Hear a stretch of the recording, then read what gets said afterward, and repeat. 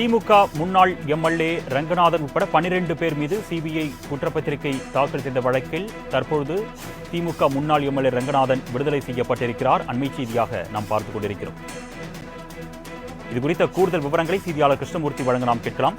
வணக்கம் கிருஷ்ணமூர்த்தி, இந்த வழக்கு தொடர்பான கூடுதல் விவரங்கள். வணக்கம். சென்னையில் உள்ள கொளத்தூர் காமராஜ் நகர் அருகே உள்ள காந்தி நகரைச் சேர்ந்த மாற்றுத்திறனாளியான புவனேஸ்வரன் என்பவர் ரியல் எஸ்டேட் தொழில் செய்து வந்த நிலையில் கடந்த 2012 ஜனவரி 10 மர்ம கும்பலால் வெட்டி படுகொலை செய்யப்பட்டிருந்தார்.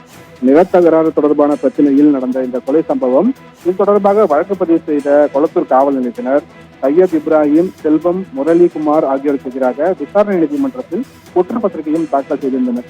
இந்த நிலையில் வில்லிவாக்கம் தொகுதி திமுக முன்னாள் எம்எல்ஏவான ரங்கநாதனின் தூண்டுதலின்படிதான் தனது மகன் கொலை செய்யப்பட்டதாக கூறி அவர் மீது குற்றப்பத்திரிகையில் ரங்கநாதனின் பெயரை சேர்க்கவில்லை என்பதால் குற்றப்பத்திரிகையை ரத்து செய்து சிபிஐ விசாரிக்க உத்தரவிடக் கோரி புவனேஸ்வரின் தந்தை சிவா என்பவர் சென்னை உயர்நீதிமன்றத்தில் வழக்கு தொடர்ந்தார்.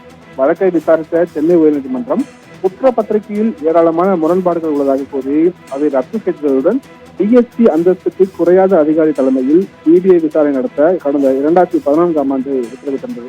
அதன்படி விசாரணை நடத்திய சிபிஐ காவல்துறையினர் திமுக முன்னாள் எம்எல்ஏ ரங்கநாதன், சையத் இப்ராஹிம், செல்வம், சதீஷ், முரளி குமார், பரிகாச்சலம், மாலாச்சந்திரன் உட்பட 12 பேருக்கு எதிராக சிறப்பு நீதிமன்றத்தில் குற்றப்பத்திரிகை தாக்கல் செய்தது. இந்த வழக்கின் விசாரணை சென்னை மாவட்ட ஆட்சியர் அலுவலக வளாகத்திற்கு கூடிய எம்பி எம்எல்ஏக்கள் மீதான வழக்குகளை விசாரிக்கும் சிறப்பு நீதிமன்றத்தில் நடந்து வந்தது. கடந்த 2020 முதல் நடந்து வந்த இந்த வழக்கில் சாட்சிகள் விசாரணை, குறுக்கு விசாரணை என இருதரப்பு வாதங்களும் முடிவடைந்து இன்றைய தினம் தீர்ப்புக்காக தள்ளி வைக்கப்பட்டிருந்தது. இன்றைய தினம் நீதிபதி ரவி இந்த வழக்கின் தீர்ப்பை தற்போது வெளியிட்டிருக்கிறார். கொலை வழக்கில் திமுக முன்னாள் எம்எல்ஏ ரங்கநாதன் உள்ளிட்ட 12 பேரும் விடுதலை செய்யப்படுவதாக சென்னை சிறப்பு நீதிமன்ற நீதிபதி ரவி இந்த தீர்ப்பை வழங்கியிருக்கிறார். அரசு தரப்பில் சாட்சிகள் முழுமையாக நிரூபிக்கவில்லை என்பதால் இவர்கள் அனைவரும் விடுதலை செய்யப்படுவதாக நீதிபதி தெரிவித்திருக்கிறார்.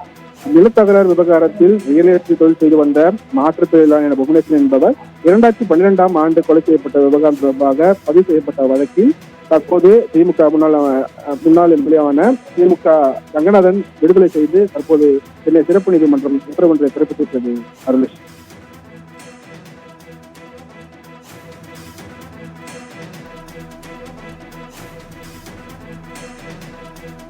விவரங்களுக்கு நன்றி கிருஷ்ணமூர்த்தி.